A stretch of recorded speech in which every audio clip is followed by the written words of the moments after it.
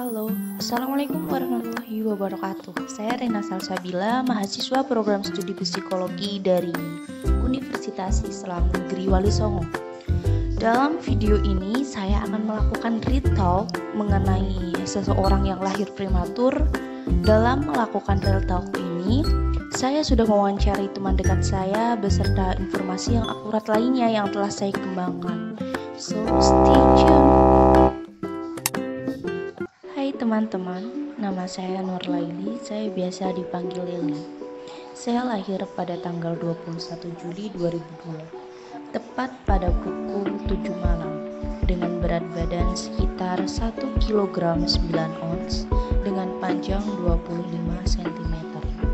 Saat ini, saya merasakan perkembangan yang normal seperti halnya teman sebaya saya.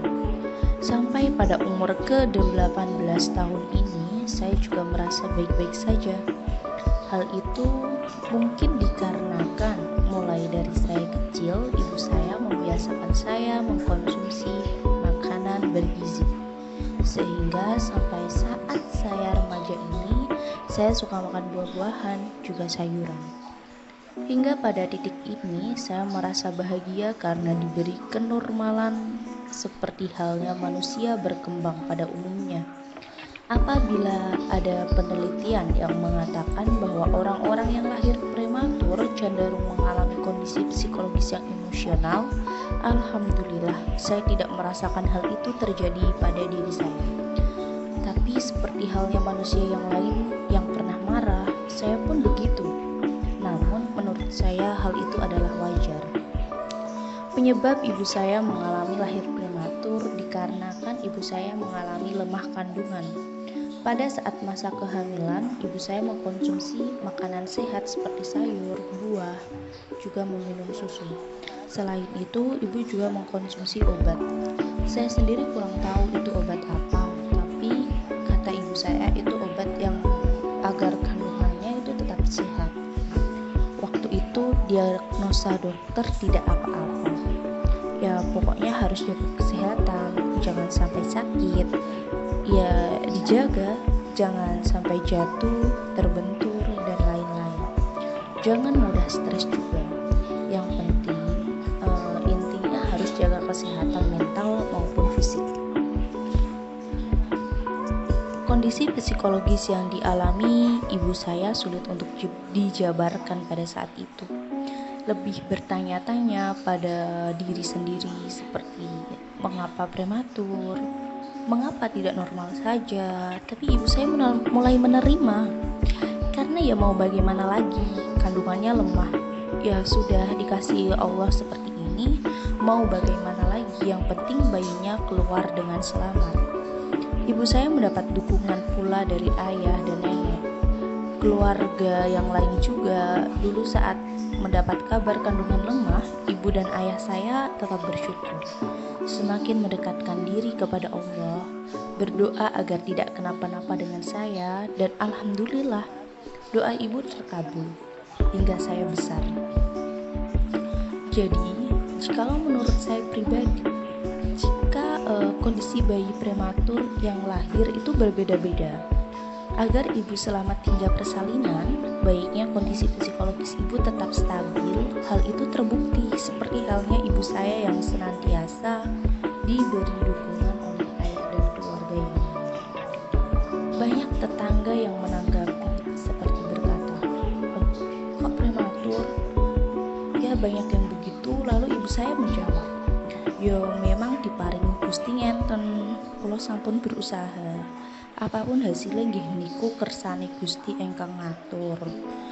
Nak sampun ngeten dalane nggih dilakoni, sing penting selamat lan sehat.